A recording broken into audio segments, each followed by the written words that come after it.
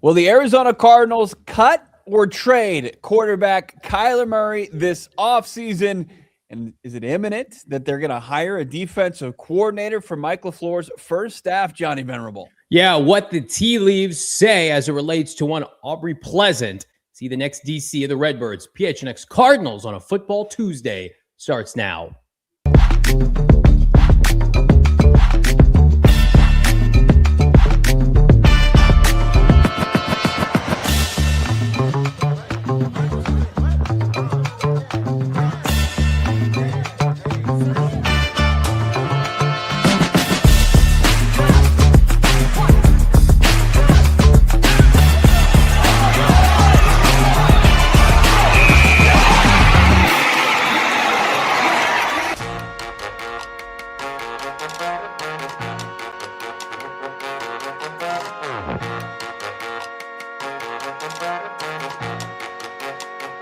Hey, welcome in. Studio K, presented by our friends at Circle K. It's the PHNX Cardinals podcast, your premier, number one in the world, Arizona Cardinal podcast. Like and subscribe. Leave us a 5-star wherever you get your programming. I'm Johnny Venerable. He is Brack. No man behind the Mac today as we anxiously await the Arizona Cardinals' imminent hire of a defensive coordinator. We're going to talk about it. Could it happen during the show? We'd love to hear it. What's up, Naheem? I see you there. How about our guy, Brian? Big shout out to our guy, Brian. Give him some love in the chat. Coach Mike LaFleur, Schaff, Jack, Daniel Barnett, Michael Evans, Alec Bloomquist. How about Mo, AZ Cards fan, 77 Farmworth. Got a guy, Schaff, Burnt Marble. So many great people in the chat. I see Rudy, Mr. Fine, Matthew Martell, Terry Cleary, David, Jenga Man, Ranger, always so generous. So many of you locked in, as you always are. Hit that like button, as Johnny said. Subscribe if you haven't done so already. But, man, so many of you joined us yesterday to get us over 50K. Very appreciative and grateful for that. This episode of PHNX Cardinals is brought to you by our friends over at Bet365. Download the app today. Use the code PHNX365, and when you do that, you can just deposit $10, and all you do is bet $5. You get $200 in bonus bets from Bet365. Shout out to channel member, diehard supporter, Brian's going through a tough time. Wanted to make sure we gave some love to our guy, Brian. We appreciate you, sir. Appreciate everybody. Nearly 250 watching it live. A capacity crowd, some would say. Anxiously awaiting some more personnel moves, both on the coaching staff and on this roster. Consensus last week, when you and I were in San Francisco at Radio Row, talking to the who's who. Well, first of all, we had our own opinion as it relates to Kyler Murray and what we thought could happen, might happen. Mm-hmm. And now, a week later, I'm going to put Brack on the spot, top of this show. Do the Cardinals get a draft pick for Kyler Murray? We know that they want to trade him. Mm-hmm. So I don't want to come out and make it like a headline that, hey, they're going to cut him because they just want to cut him. There's a benefit to trading him because of the cap relief and the eventual draft pick. But it takes two to tango. So knowing that, all the information, and by the way, Bo, you have a right to revise your prediction based on new information, as do I. As of Tuesday, February 10th, do you believe Kyler Murray will be traded or cut? I think the Arizona Cardinals find a trade partner for Kyler Murray. Really? Okay. Yeah. And I know that that's probably not what we've heard out there on the Super Bowl streets last week, and especially somebody we really respect in Albert Breer, who's crunched the numbers. Yeah. But then again, like we talked to Diane Rossini, who's just equally, if not more, dialed in as far as more kind of trade banter. She really feels like the Cardinals could trade Kyler. Benjamin Solak had a fantastic breakdown of it today on ESPN.com, kind of going in depth what it would take, the hurdles that they're facing with this contract. I think that Kyler Murray, just based on the quarterback market, the simple supply and demand of it, and some of these needy teams realizing that they're not going to get a seat at the negotiation table unless they trade for Kyler Murray. I think that they see the writing on the wall, and like if it's down to the Jets or an opportunity to go compete in Minnesota or go to Pittsburgh or hold things down in Kansas City while Mahomes is coming back, Kyler Murray's got options. If he has options, he might not even give these bad organizations the time of day. So how can they secure a player like Kyler? That would be via a trade. So I think some way, but it doesn't mean that the Cardinals aren't going to have to get creative, aren't going to have to make something happen here to facilitate that. I mean, I think kind of buying down the dead cap or the cap number is going to be important for Monti Ossenfort and crew to maybe improve that. And I think Benjamin said so much in his article. Like I said, I highly recommend it. That's just a feeling I get. And you can call it just gut, call it being naive. I know what happened with DeAndre Hopkins. I think that, somebody like Tua is probably going to be cut, where I think somebody like Kyler, there's just enough wiggle room in demand to where the Cardinals can get something in return for him. Yeah, the Solak article is interesting because he ended it with the Cardinals accept like a 4th round pick for Kyler Murray, to which I would say, yeah, I think absolutely they would. But he basically centered it around optics. Like, how about those optics? I think the Cardinals are trying to avoid one optic, and that's outright releasing him. Yeah. And again, like, you can buy the better part of a draft pick by aiding a team with cap space in return. But then, like, you look at a team like the Jets, they don't really need, assistance with taking on some of the money. Like, we would assume that the teams that are going to be pursuing him, over the cap, this is not good podcasting, but the teams with the most cap space, the Jets have 83 million. The Cardinals are right now at 42 million. The team like the Vikings, right? That's where you'd really have to get creative. They're $40 million under the cap right now, as is our friends in Miami at 16 million. And then you've got, the Atlanta Falcons kind of middle in their way.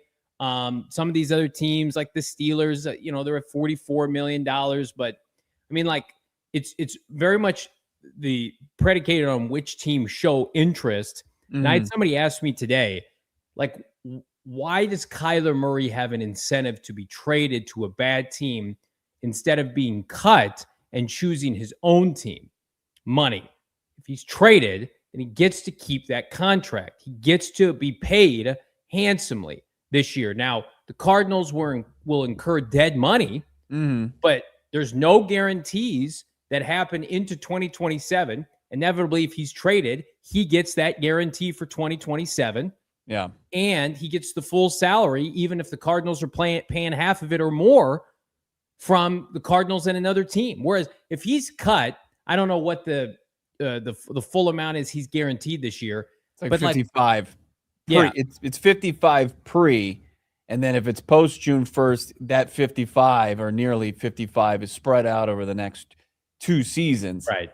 And, that as far as where the Cardinals stand and what, is realistic in 2026, and we're all fully on board of, put yourself in the best position to compete, but trying to take on more money beyond this year, I don't think that's something they want to do. I think they want to rip the Band-Aid off, and if they have to absorb $55 million. But, when you look at Kyler Murray and the financial responsibilities that, other teams would have to take on, and Benjamin was pointing out, is like, you got $60 million in guaranteed money remaining on Kyler Murray's 3 years left on that extension that he signed. And that's tough, because like, if teams are envisioning Kyler Murray as a bridge quarterback, is kind of a move the chains, or we're going to kick the tires on K1, you're taking on a financial, responsibility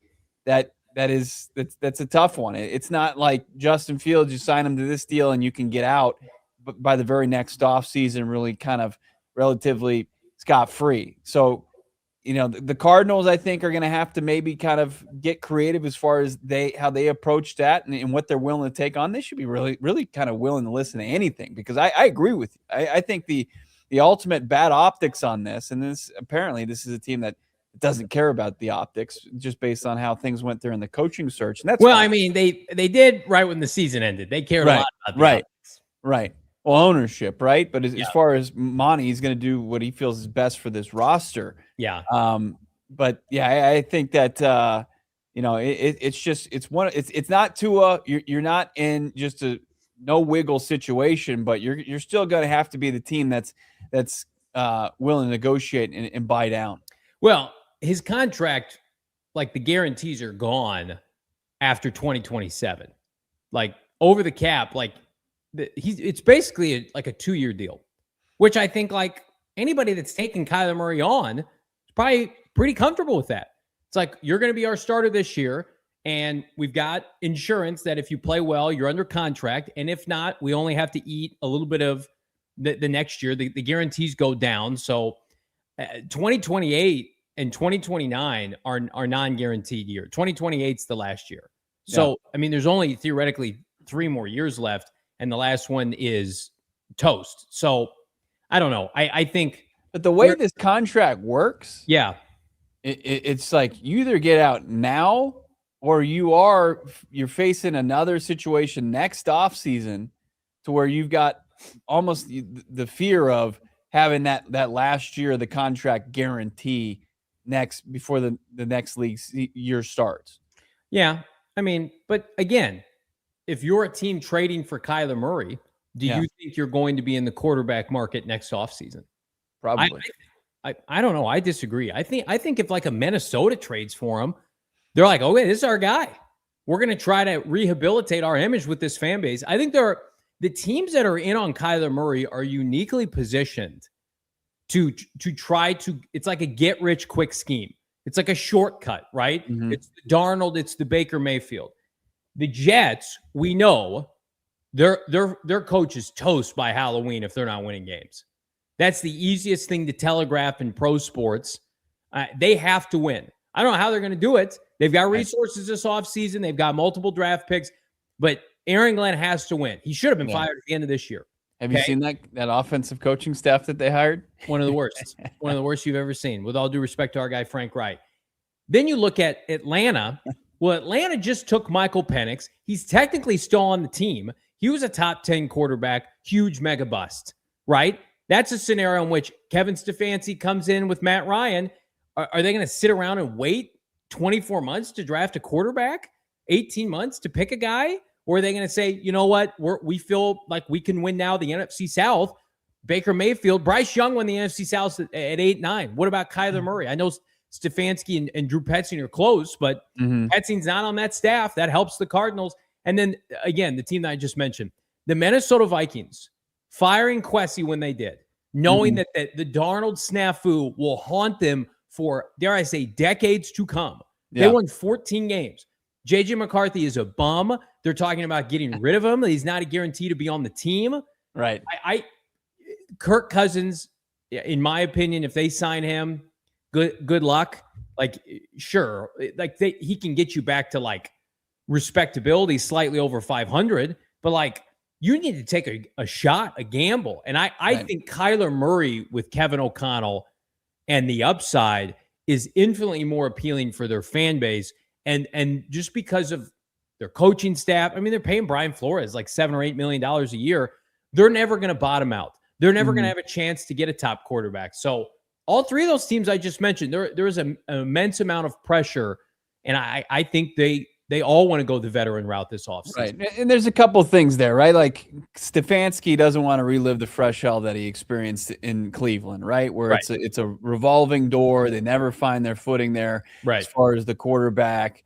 You just had Joe Flacco until they traded him. Like, he doesn't want to have to go there again. They're obviously, like, I think Stefanski was probably a big driving force. He's like, guys, I don't want to do this Kirk Cousins thing. You got to find me, like, in the interim for Michael Penix, who's suffered another knee injury. He had a couple in college as well.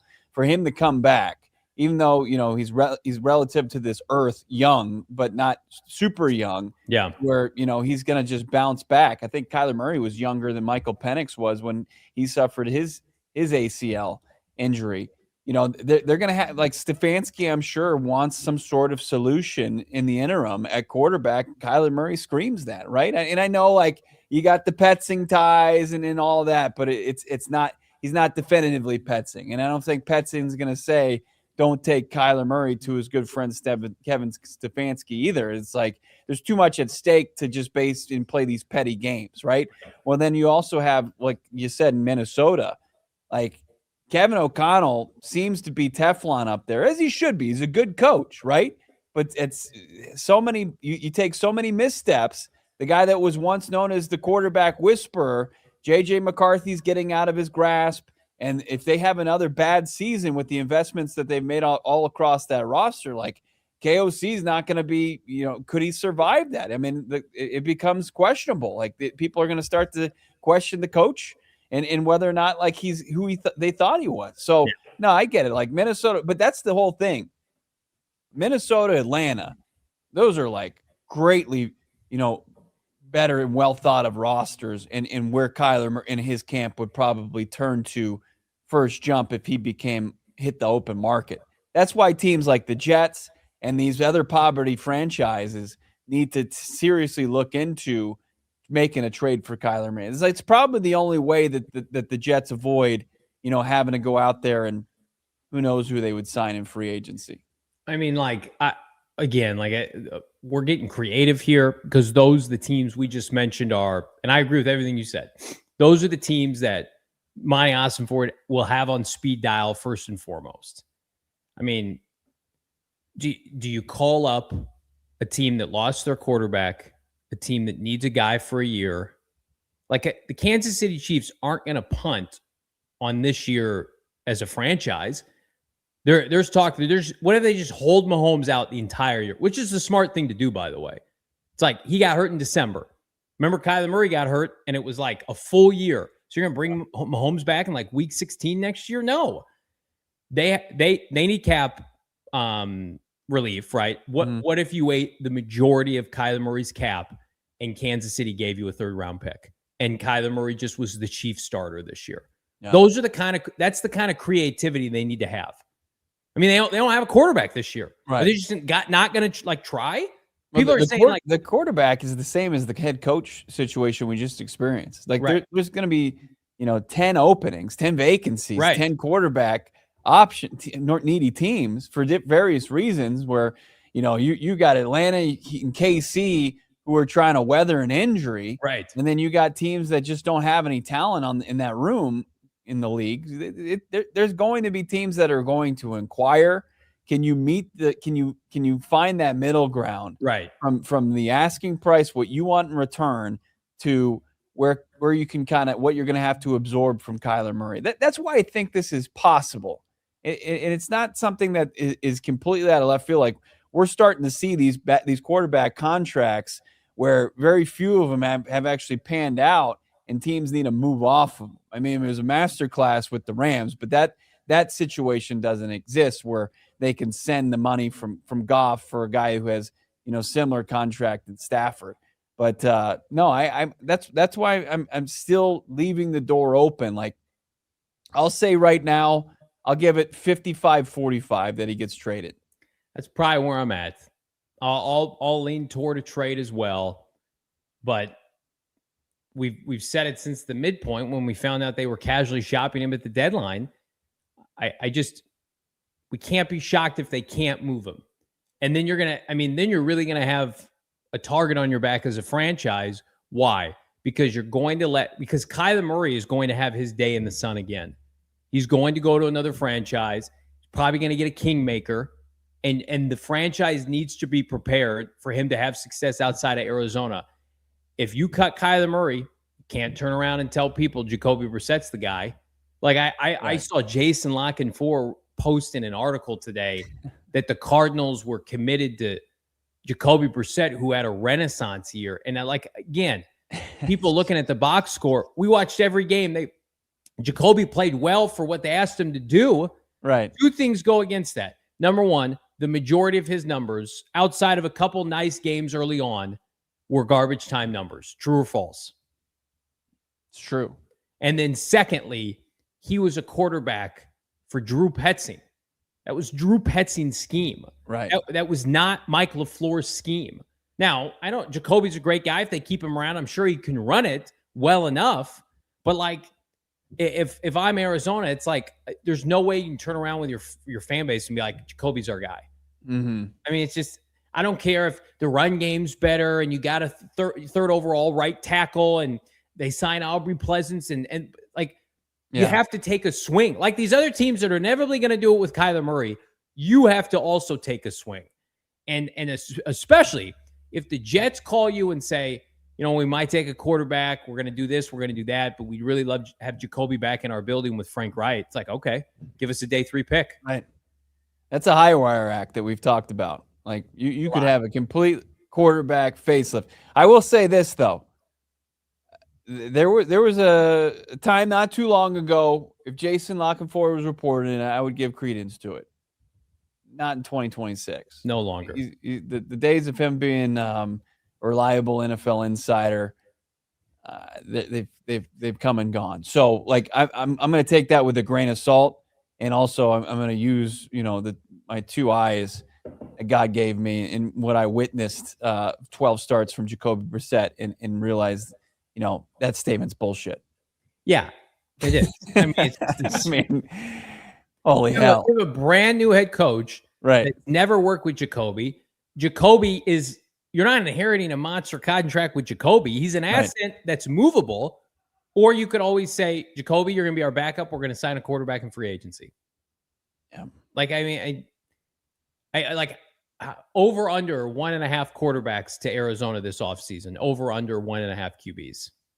Oh man. I'm going over 1.5. Yeah, I am too. I think that's easy. I think that's easier than the trade cut conversation. We know they're going to sign one in free agency. And we know they're going to draft one at some point. Yeah. Like even if Jacoby's around, I think they're going to be accompanied by 2 new quarterbacks for this team. I apologize for my profanities. Geez, this is a family show, damn it. All right. People are asking about it. Let's talk about it around the corner. The very latest with the Cardinals search for a defensive coordinator. That's coming up. I'll tell you what. Everybody complimented my branded Bills hat today. I went and got groceries, picked up the kids from school, and they said, that is about the nicest Sun Devil hat I have ever seen. And I said, well, of course, it's from our friends at Branded Bills. If you want to level up your lid game, you know where to go to. Look for some gear to make your brand stand apart from the crowd. It's called peacocking when I wear Branded Bills, right? Everybody wants a piece of this. Branded Bills has got you covered with the best custom headwear. Start your order. Their dedicated team will help you create the exact custom apparel you need, whether it's snapbacks, truckers, fitteds, beanies, or tees. Branded Bills has you covered with performance and style. And just like ASU, they've partnered with 40 universities across the globe, including U of A. I do have a U of A hat. I am a big-time fraud. I frauded up with both universities. They'll have me as a part of their campus collection. They also partnered with the Phoenix Suns. They also partnered with these 2 schlubs. We've got our own PHNX Cardinals hat that you can cop right now at the merchandise locker. What are you waiting for? Locally owned and operated here in Mesa, Arizona. Check them out. Head to brandedbills.com. Use the bonus code BBPHNX for 15% off. That's BBPHNX at brandedbills.com. Level up your headwear today, Bo.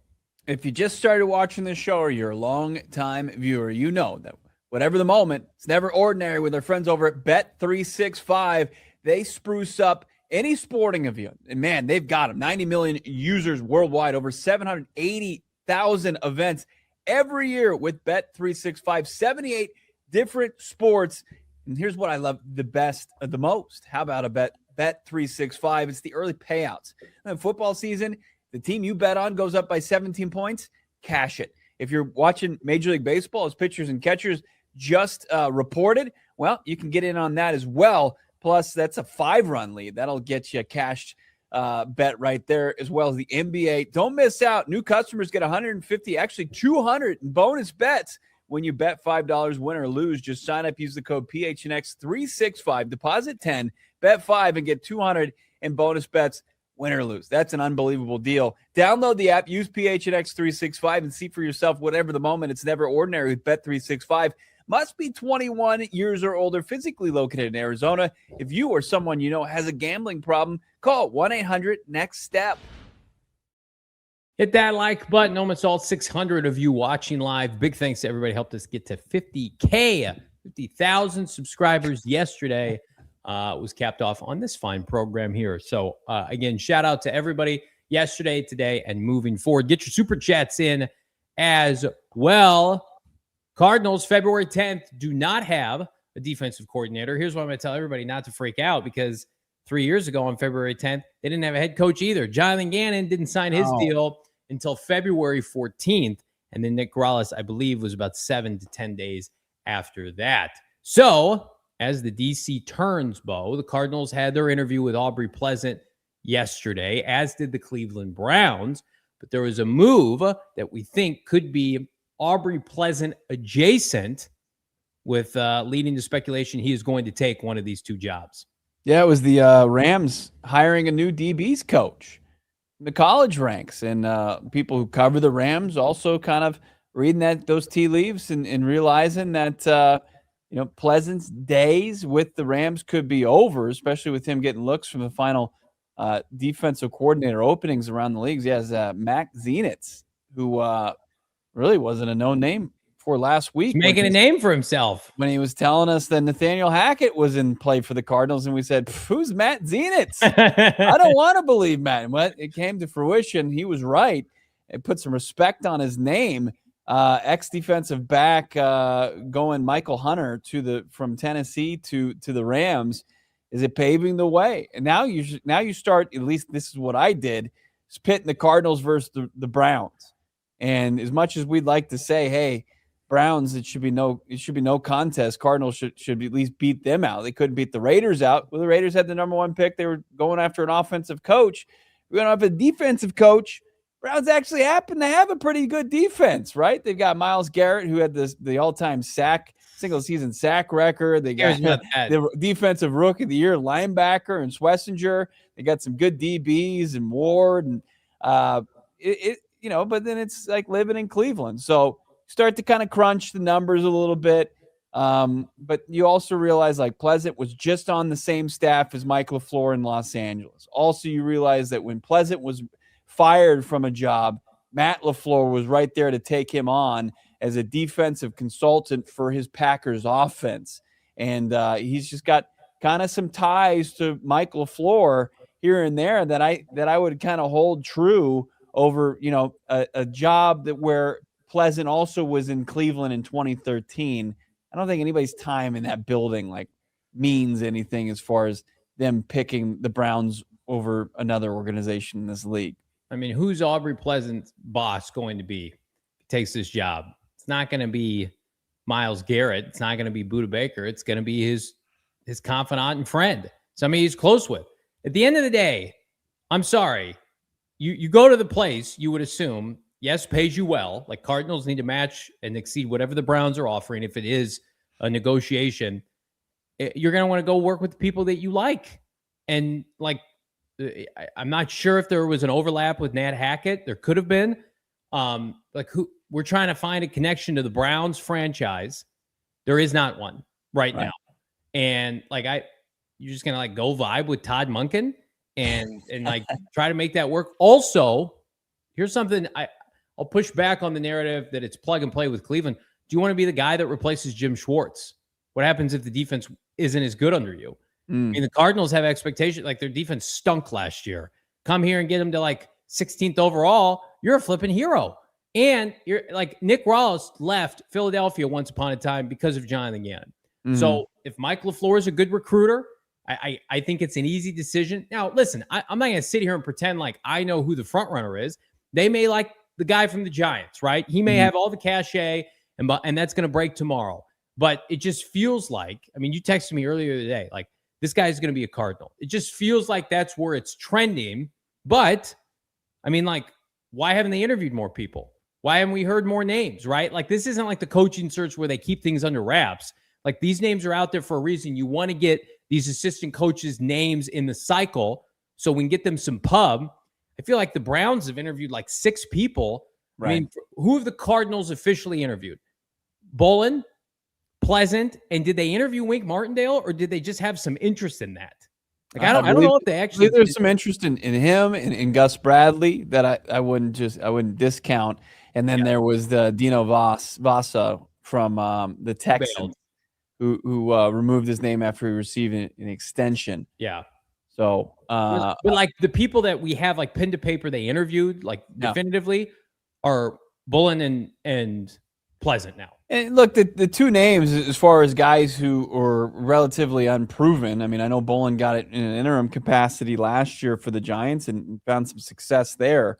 I'd be cool with either one of those. I mean, the reason I'm talking myself more into Aubrey Pleasant is he's somebody that's been kind of around this entire coaching cycle. We've heard he was the assistant head coach there for Sean McVay.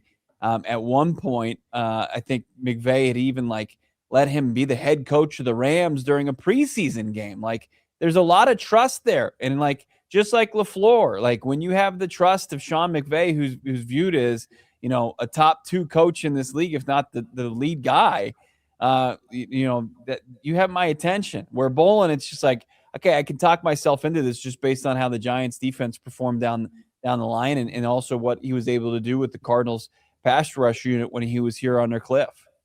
I know optics aren't everything. And, I would imagine when Matt Burke was hired with D'Amico Ryans, people were like, who the hell is Matt Burke? He's coming from the Cardinals. They stunk.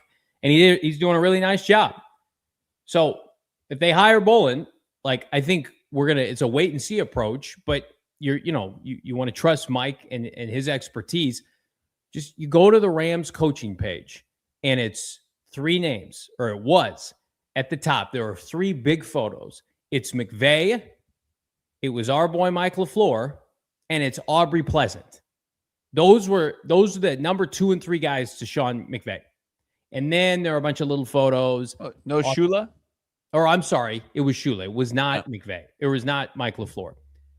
Or it might have been. I don't know. I'm butchering this. I don't know. Who the hell was it, Johnny? So hold on. Let's get this straight for the audience. So LA Rams coaching staff. McVay. It was LaFleur and Shula. Okay. Right? LaFleur is not one of the big photos. Okay. That's where I butchered this. It's Shula, then it's Aubrey Pleasant, and then it's all the smaller photos. Now, I think maybe LaFleur had a big photo, and that's what's throwing me off before. People in the chat, Jamie.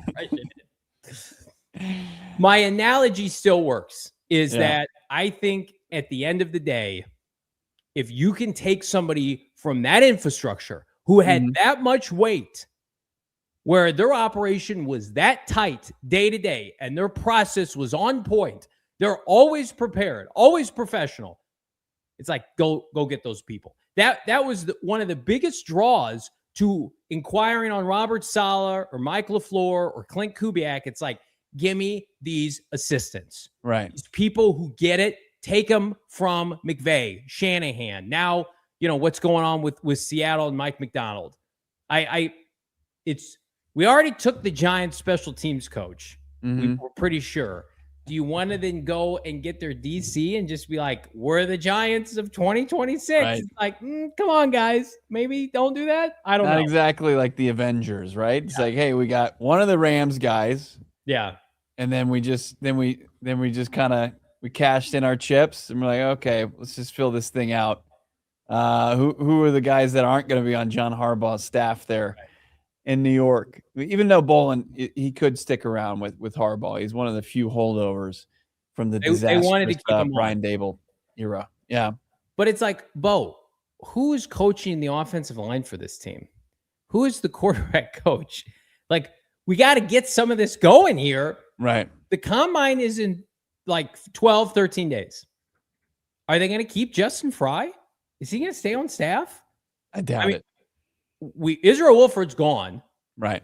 They interviewed a bunch of people for QB coach, including Matt Schaub. Somebody's getting that job, but this is the biggest shoe to fall, and this was the biggest coaching hire that Mike LaFleur would have had to make. But how is it not? How is Aubrey Pleasant not the favorite? Honestly, right. Bullen has, I don't think, worked with LaFleur before. I think he's an interesting name for all of these openings because why? Because he stepped in and did a nice job, right? But you're going off of what you saw in brief periods against backup quarterbacks, and you're just going off of recommendations. I'm sorry. It's like, if I'm Mike LaFleur, I am living and dying with my people that I saw do it every day. And players love him. He's poised. He probably should have been a coordinator already. This checks every box. If you were not going to get a Raheem Morris or an Anthony Weaver, this is the next best thing. Right. And you know what we kind of know now is the Rams are prepared. He's gone. So he's either going to the Browns or the Cardinals. That's what today's news really just tells me. Yeah. I mean, he's taking a job. Right. Again, like it will be disappointing if they can't get him and they have to come out and do a spin zone with it, losing to the Browns, right? Like the Raiders thing. Yeah, we already lost to the Raiders. That was tough. But that didn't impact you and I.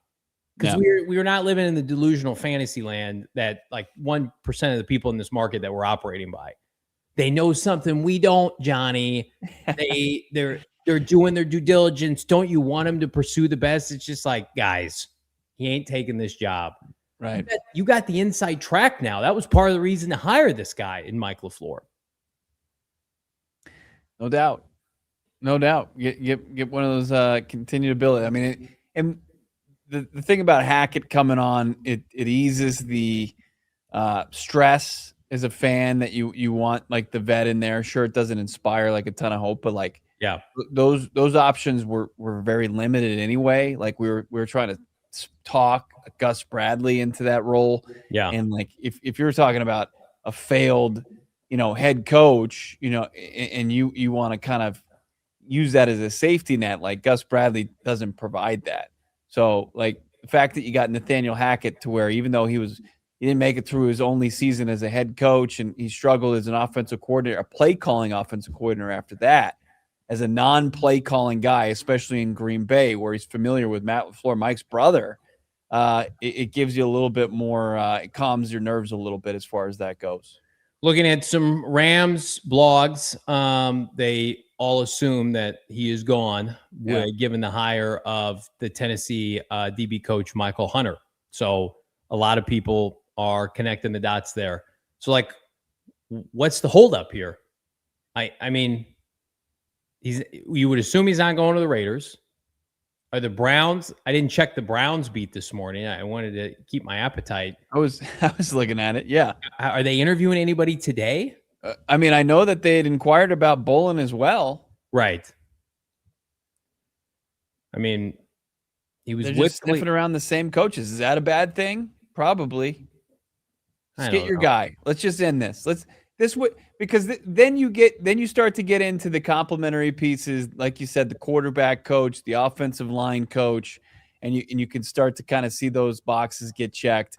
Like get like the big three out of the way if you're Michael LaFleur. Get your OC done, get your special teams done, get your DC, get your defensive voice on this staff. Let's do it soon.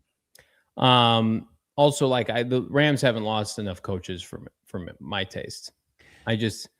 Shula being around to fraud it up there another year. What are the Steelers doing? Even though Pleasant probably would have been promoted from within. Right. And then like this situation where the Cardinals are going with Nate Hackett and not taking Dave Ragone or not taking Shieldhouse. It's like, come on, guys. Start chipping away at that staff. We want Sean McVay, the minute Stafford retires, to look around and be like, I'm out of here. I'm going to Amazon. I'm done.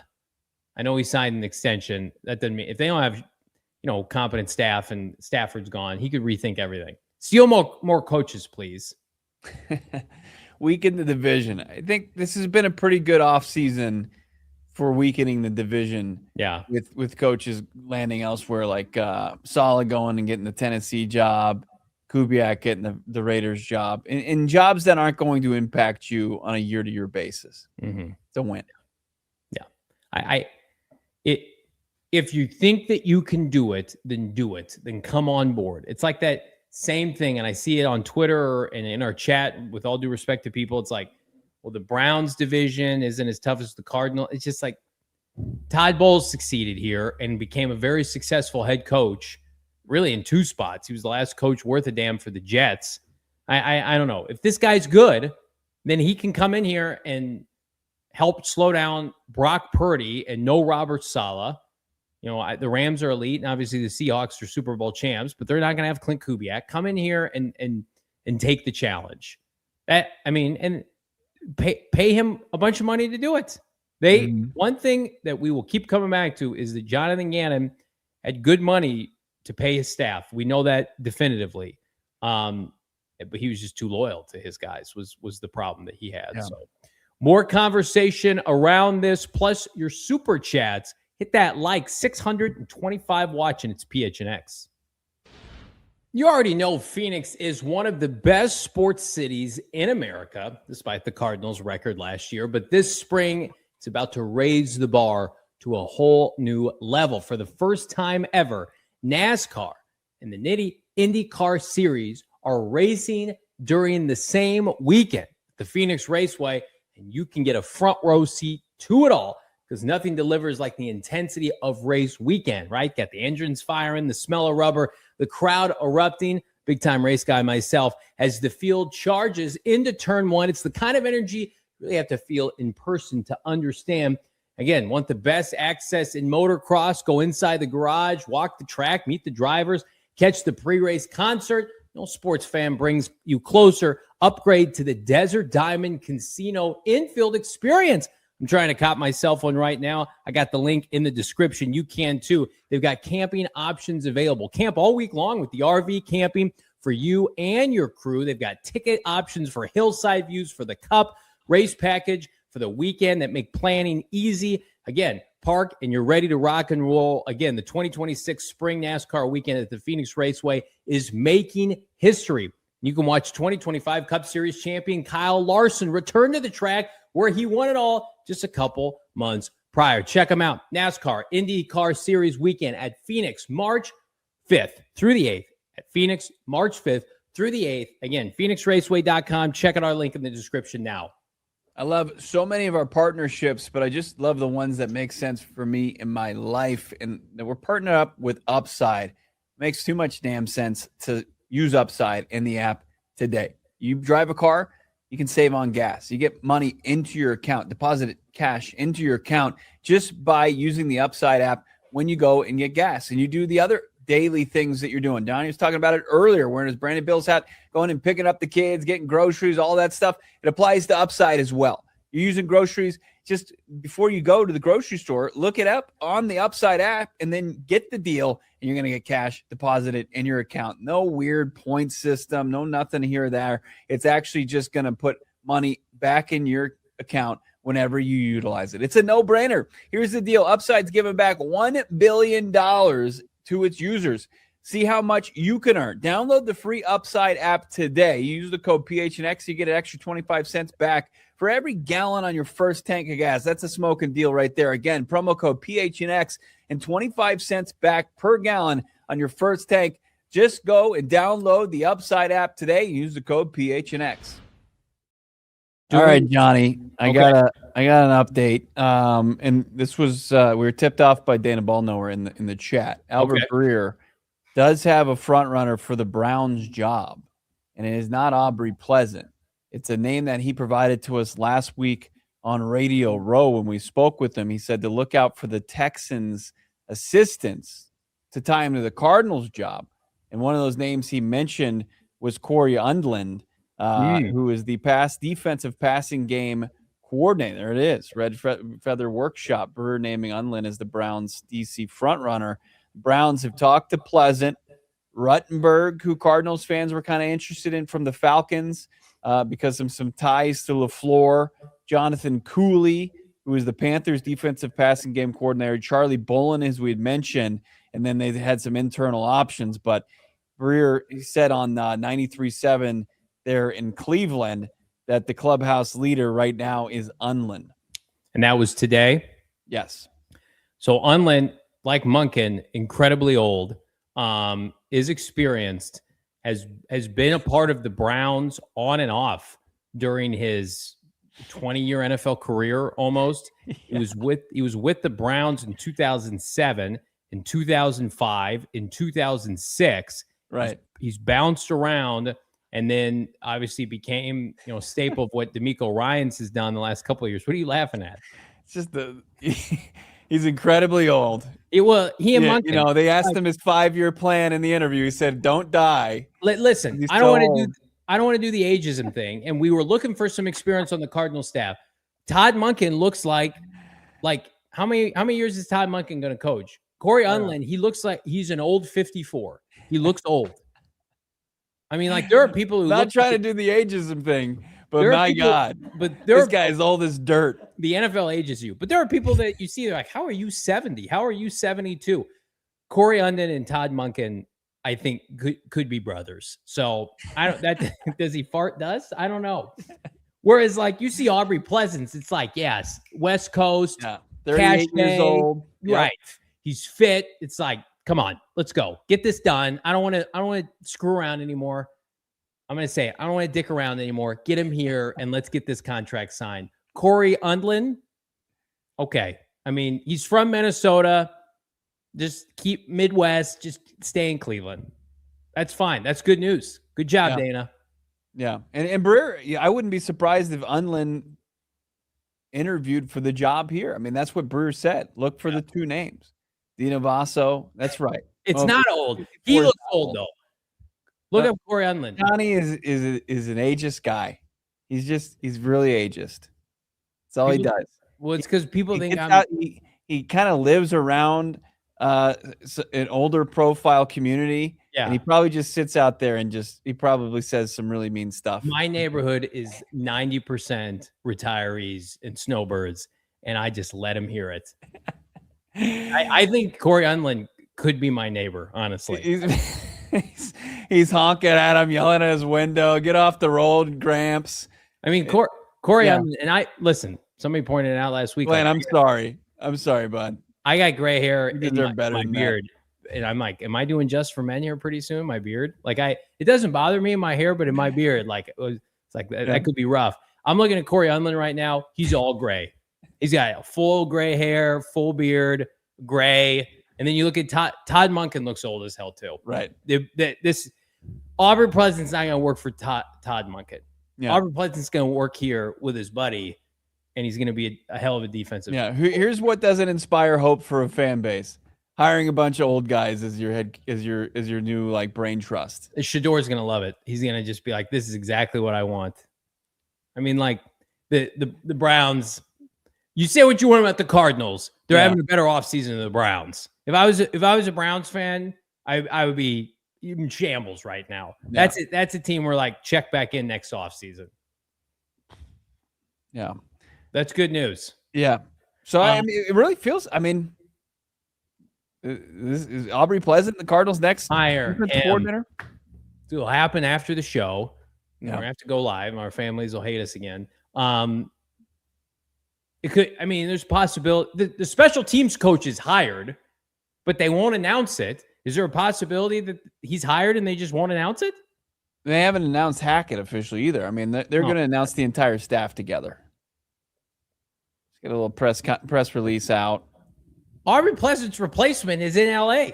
Right. They got a guy. He's terrible name, by the way. Michael Hunter. Why is that a bad name? Put it together. You do it. No. Do it for the audience. You got to abbreviate the last name.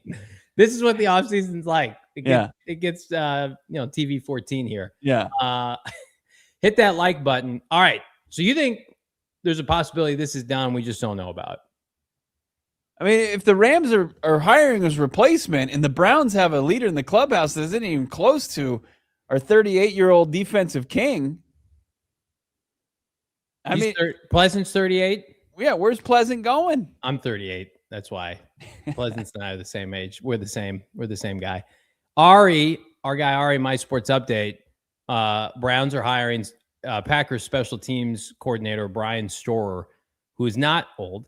Big hire for Todd Monken. Storer has been a key assistant for Rich Bicassia with the Raiders and the Packers. Now he gets to run his own unit in Cleveland.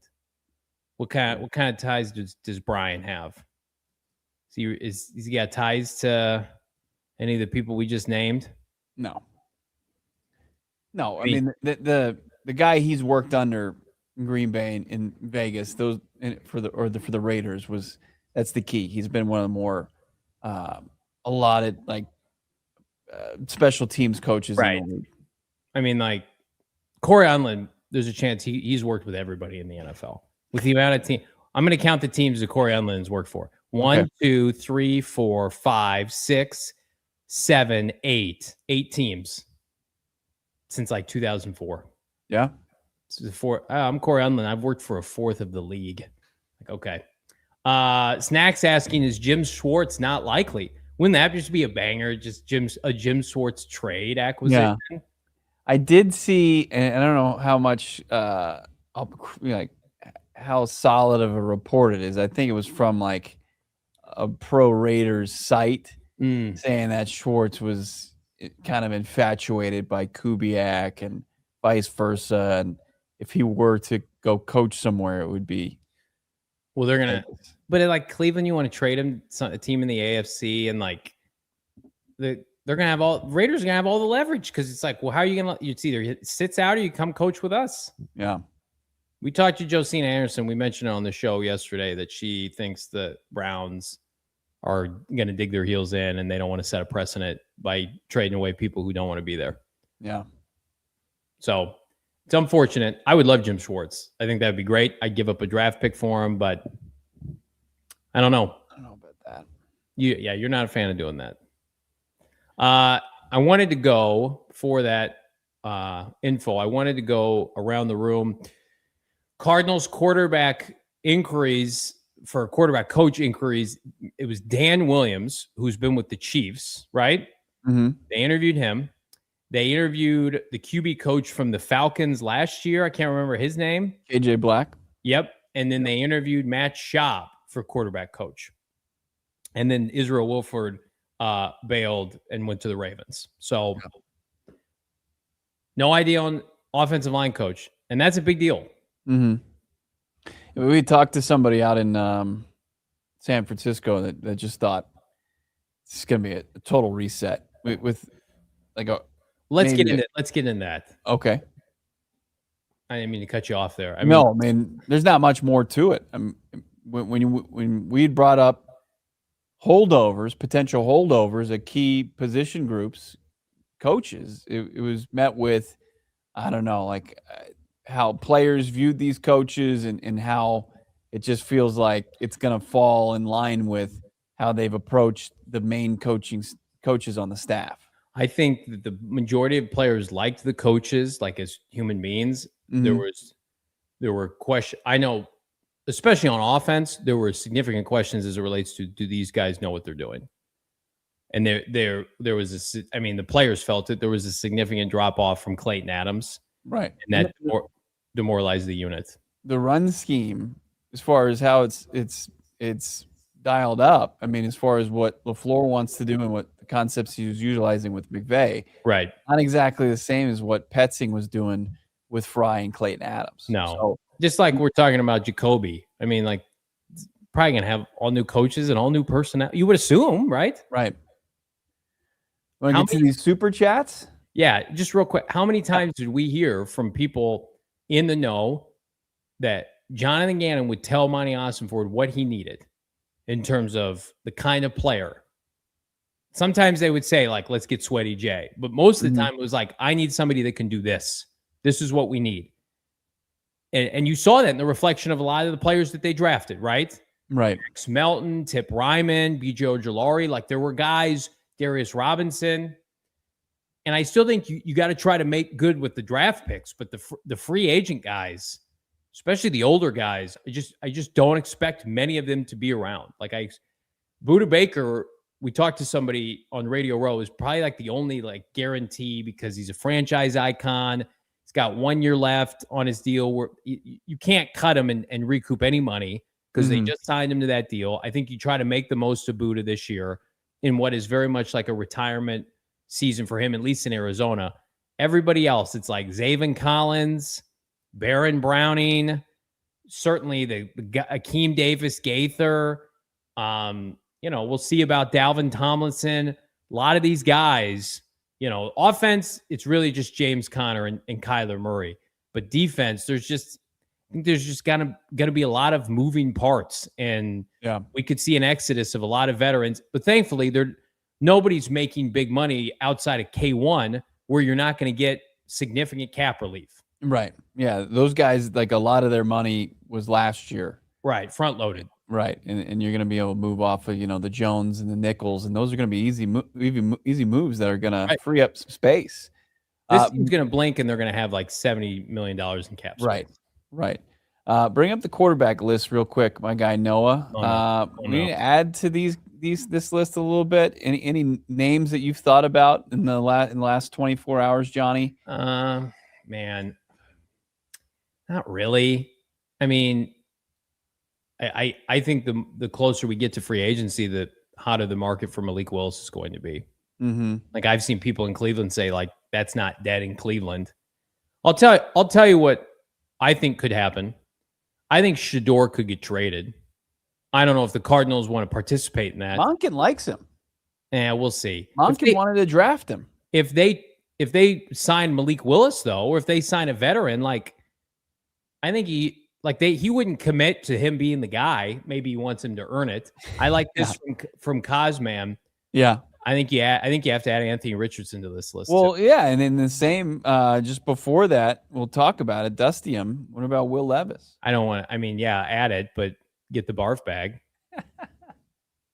I remember going to Chile. It's crazy we can have this conversation with hindsight being 2020 about Sam Darnold, where at some point, I guarantee in the last 2 to 3 years, you've said the same thing. Get the barf bag ready. No, but Darnold to me, I mean, he's the third overall pick. Richardson, I won't get a barf bag out, but Richardson, Emily and Spencer Rattler. I think that's a fair addition to this list. And I know, like, we're the first to admit this list sucks. It's a terrible list, and it's only going to get worse and worse. But I think you just got to, like the coaching thing, we're going to say, and I think it's acceptable. You got to cast a wide net. What happened to? I mean, Will Levis his throwing shoulder got messed up, right? But he's been out. I mean, he's been out for a while. You'd have to pass a physical.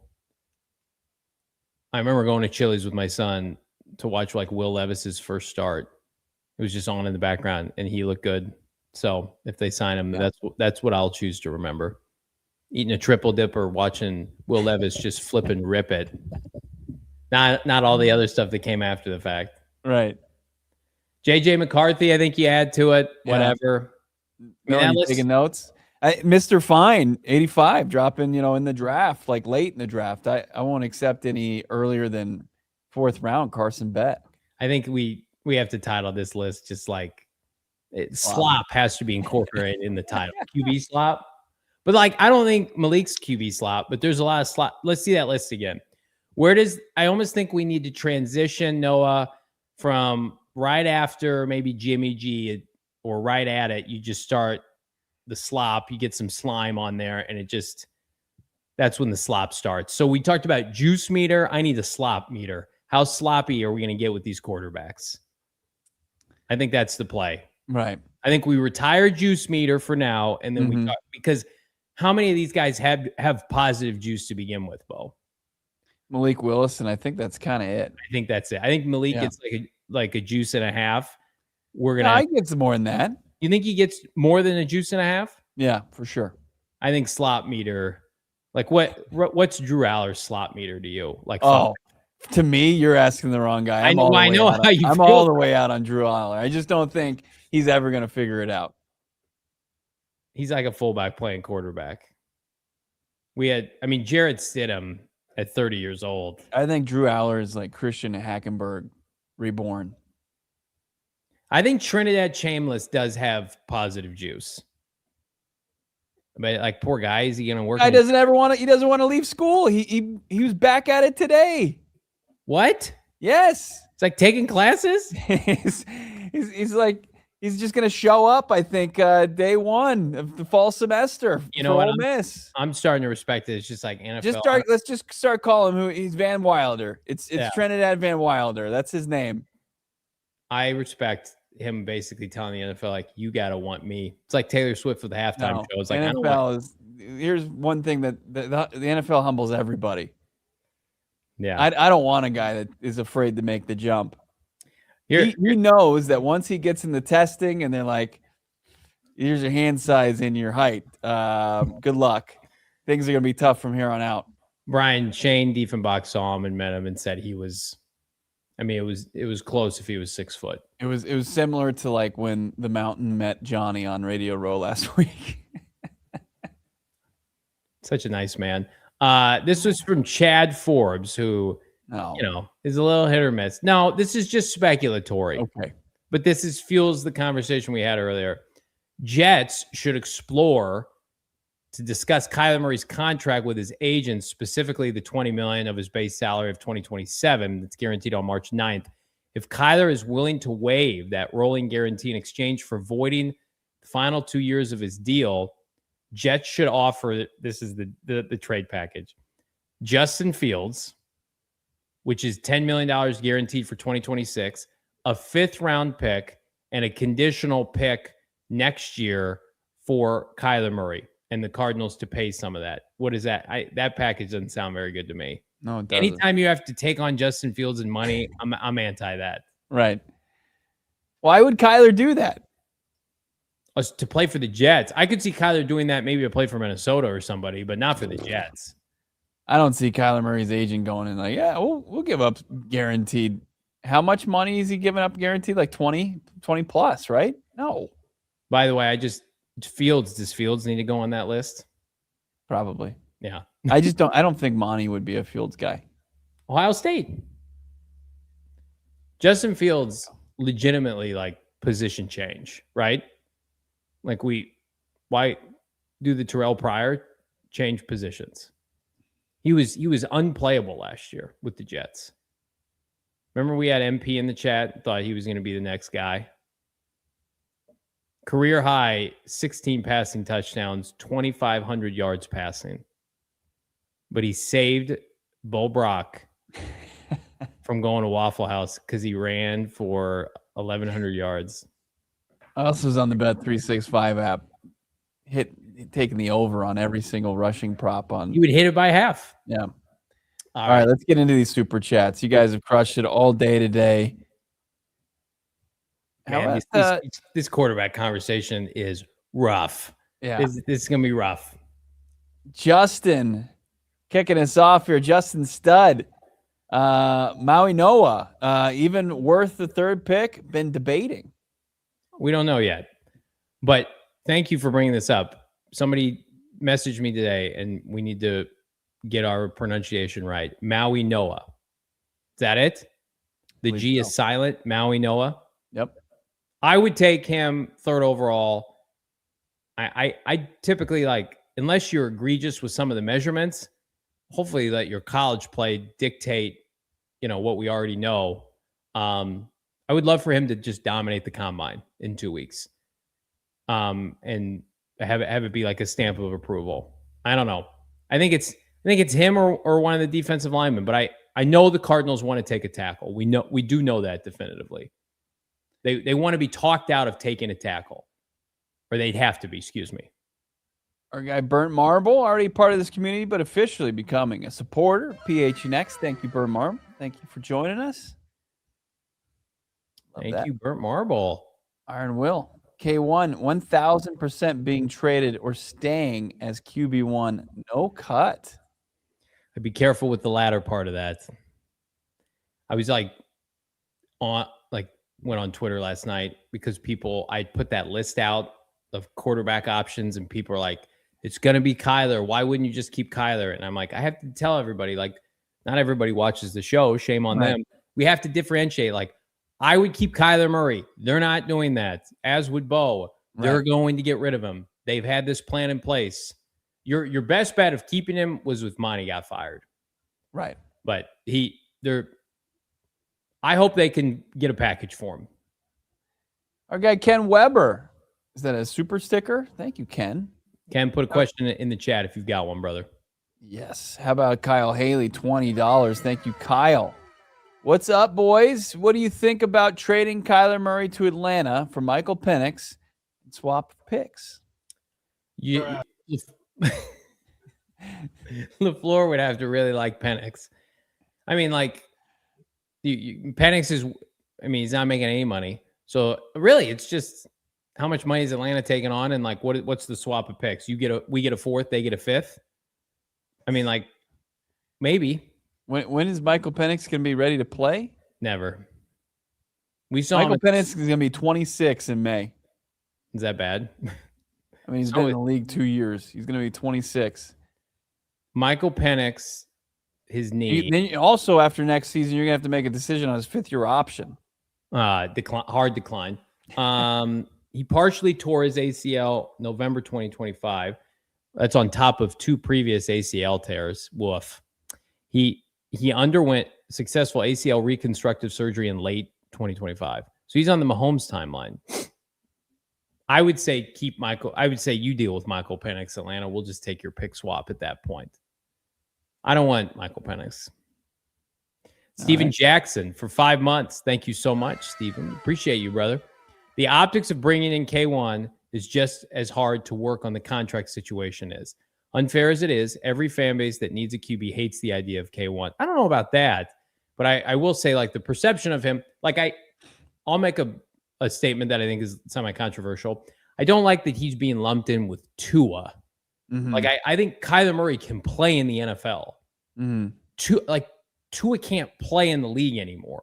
Mm-hmm. And, like, he's had injury. Like, I think Kyler Murray can, with the right setup, can have success. Like, he won 8 games 2 years ago on a rebuilding team. I think, yes, there are people who don't want him as a part of their team and think it's a Band-Aid, which it probably is, but being lumped in with Tua, I think, is a huge mistake.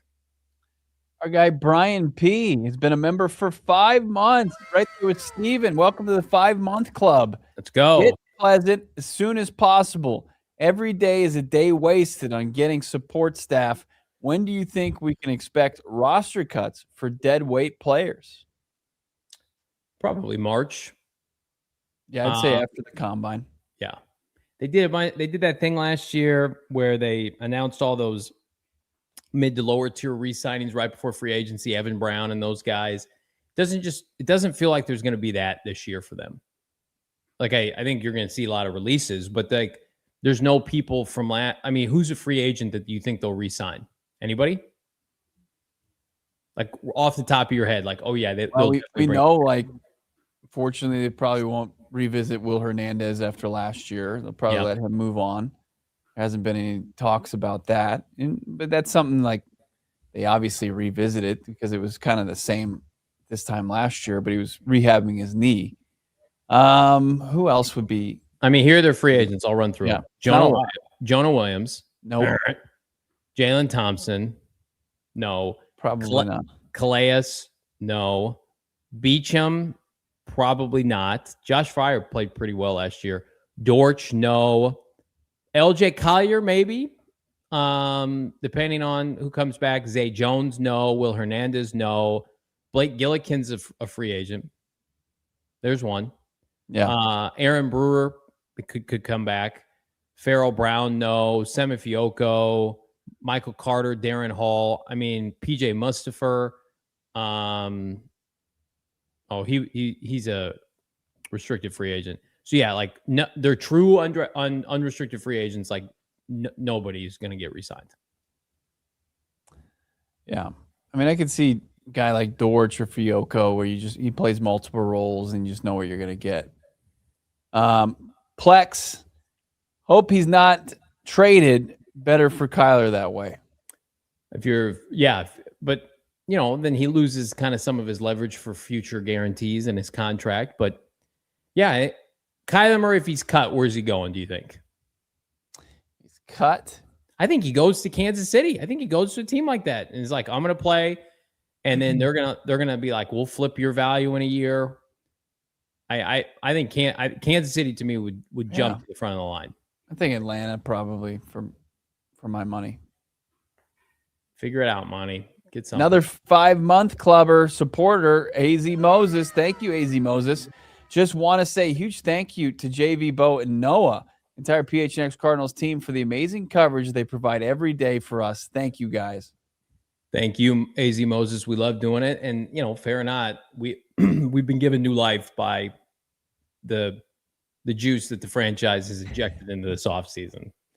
If we were sitting here talking about Frank Wright as the marquee addition, with all due respect to Frank, that would have been tough. Vance Joseph hiring, right? Oh my God, horror show. AZ Moses is back. I'm very pro Mike LaFleur. I think it's going to work out. You're a positive guy. AZ Moses is back. I will say this about Lewis. His rookie year with Venerable, you saw some potential. With Callahan is when he Levis, sorry, yeah. He looked awful, and we all know how bad Callahan was. I mean, and then Matt took Malik Willis from that same program and made him very competent. So, you just want to bring in a bunch of those guys, Anthony Richardson, Will Levis, and just kind of see what the chips. You'd be an ultimate wild card. People would be like, "What is going on in Arizona?" And then you add one of those mid-round quarterbacks. Just gonna have to get creative. There are people who would prefer that to signing Kirk Cousins at almost 40 years old. Yeah, and I would say that even if you do make a signing, whether it's a Malik Willis or a Kirk Cousins or one of the higher profile quarterbacks that is viewed like his stock is a bit higher. Yeah, I still wouldn't mind, just because nothing is a given, right? Ever in this league, but especially this offseason, kick the tires on somebody like Will. Bring him in and let him compete, and just see how he looks. Even if it's in shorts, he gets to training camp, because it's a very low risk, medium reward. You want to see Mike LaFleur do what Kevin O'Connell has done with these guys that have been cast aside. I mean, Kevin O'Connell, won games this year with Carson Wentz. You want to see that. If Mike LaFleur is like, well, I can take Will Levis and I can make him a game manager and part of my offense, okay, figure it out. I mean, I see people, and I get it. He's a meme. He literally he was meme week after week. That season, he was the starter for the Titans before he was benched and then eventually got hurt. But he's got the size, he's got the athleticism, he got the arm strength. The odds of it shaking out and working in your favor. I'm not saying put all your eggs in the Will Levis basket, but I wouldn't mind them being one of the teams that takes a flyer on him, but he's not your main option. Yeah, Will Levis backup quarterback. Yeah, that was the most. That's the most unconvincing high pitch. Yeah, I've heard. Maybe from forever from you. Monty was he there when they drafted Will Levis? Or is that right when he left? Might have been right when he traded the pick that Will Levis was selected by to the Titans. Ranger, $10. All them QBs on your list are about the same. There's just different levels of suck, I think. But if you're Monti Ossenfort, this is your career. This is your life. Yeah. Nothing else matters unless you get this on the right track. But I am so pro, and this is not to knock the guy, selling high on Jacoby Brissett. Oh my God. If somebody gives you a draft pick for Jacoby Brissett, yeah, you say, thanks, Jacoby, go have fun with New York. And Jacoby played well times last year, but that you can't. It's the same thing with Vance and JG's. You can't run that back. Yeah. AZ Moses is back. How about, and why would K1 want to stay with another head coach change? He wants to have a chance to revive his career somewhere else, i.e. Sam Darnold and Baker Mayfield. I think if LaFleur had come to him and been like, you're my guy, let's do that. I think you could have gotten his buy-in, but I just think the Monty dynamic and knowing their agents talk, and so does Cardinal leadership, it's been done. Somebody said that somebody mentioned me on Twitter, said Peter Schrager said that Cardinals were asking coaches if they wanted to keep K1 in the interview. I'm I think that they want you to think that. I think they got those optics out on purpose. I don't believe that. I don't. How about Ranger? $10. Thank you, Ranger. Don't be surprised if Rodgers plays this season. He goes to Minnesota. He waited out most of last offseason. He wanted to play for the Vikings. I think for sure. I think that's probably the only other team. You're right, Ranger, that he would play for. And then that would give the Cardinals an opportunity to ship Kyler Murray to Pittsburgh with Mike McCarthy. 100%. They're waiting on Aaron Rodgers. Mike McCarthy likes Kyler too. Yeah, he does. Very much so. Jack, I need a Europe game like I need air. No disrespect to Mexico City for an international game. That would be beautiful, but Bo and Johnny want to go to Europe. Also Noah. He can't go. He doesn't even have a passport. I don't think he can get one. How about we've got RLW 1976. Inject Aubrey Pleasant into my veins. There it is. You're back in the Europe trip. No, you nailed that one. You did it. I like this one. Gus, $5. Quarterback room could always be worse. Remember, we had Sam Bradford, Josh Rosen, and Mike Glennon. The worst of the worst. The Costco guys were there as we were leaving. Yeah. And I was going to maybe go up to them, but I was worried we were going to miss our flight. Yeah. So we didn't get any content with the Costco guys. And here's what I will also say. They walked into Radio Row on Friday with very, very little fanfare. It was almost kind of sad. Kind of. You don't think it's, you thought it was kind of pathetic. It's over. It's over. Their 15 minutes is done. Their whole family walked in, big boom in hand, and people would just walk right past them. Yeah.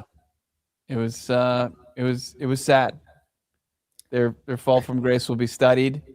They're going to continue. Does it need to be studied? I think we know. I mean, at some point, their name, it's going to be synonymous with this day and age, but they're going to become an afterthought. I can't tell you when I saw them at the airport last year how hot they were, and there was just couldn't be colder. Sea of people. Yeah. Let's hope it's not a microcosm for Kyler Murray's trade value. The 2018 quarterback room was really bad. Yeah. And they didn't have a plan. And that's what we're asking of Monty, that Steve Keim did not have a plan.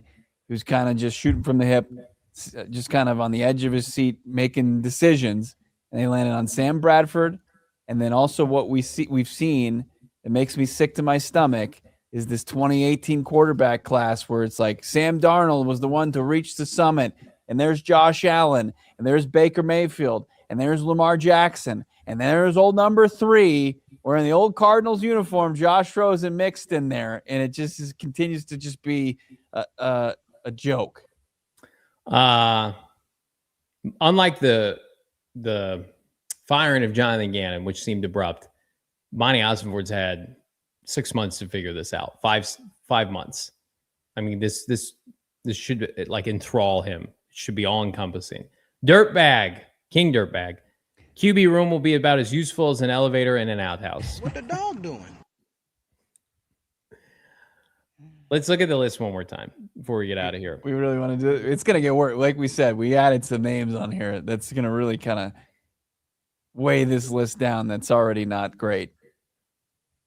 If the Cardinals signed Kirk Cousins, what's your immediate reaction? Meh. You get to go talk to Kirk Cousins every day. You don't think he could perform in this offense? Like, what are we talking about? Perform? Like, can he be a game manager? Yeah, can he get you to like 25 touchdowns next year? Oh, I don't think he can get to 25 touchdowns. No, you think it's like 18? I think he can get to like 18 to 20. And you just have a hell of a run game? Yes. You got to protect him too. Whereas like Malik Willis, you think like 20 touchdowns, throwing 10 rushing touchdowns, something like that? Best case scenario? Malik Willis? Yeah. I think he can get over 20. I think he can approach 25. Man. Jacoby threw 23 this year, and like, I don't remember any of them. I legitimately don't.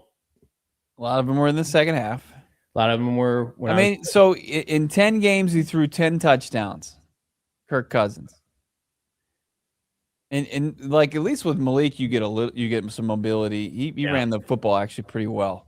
I mean, I thought Kirk Cousins was really bad against the Cardinals last year. Yeah. He was the only reason, in my opinion, like that game was close. And then they just started throwing like swing passes to Bijan. Like his completion percentage was lower than Jacoby Brissett's. Right. I think a case can be made that Jacoby is better than Kirk Cousins right now. Would you agree with that? I do. Yeah. Man. Yeah, it's gonna be tough. You're gonna need you know, actually, the one thing I will give Cousins credit for is when he was the times he was given an opportunity to go win a football game. He did it. He did do it. He was clutch. Yeah. Lil Z official. Next year's quarterback draft class is stacked. Should AZ wait? They don't have the luxury to wait. They don't. You got to find a way to do both. You really do. Like you have to set yourself up. Obviously, you got to be realistic, but you can't bottom out again. Like that's going to get more people fired.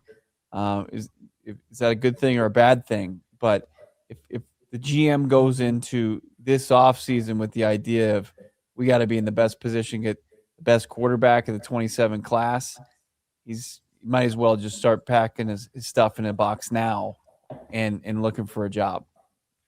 Gus, $5. I can hear it now. Malik Willis connects with Trey McBride for the touchdown. Cuts the lead to 21 with 45 seconds left in the fourth. That's Jacoby Brissett. And like Jacoby Brissett would throw like 3 second-half touchdowns, and people are like, oh, my God, shootout in the desert, Jacoby Brissett. And it's just like, no, bro.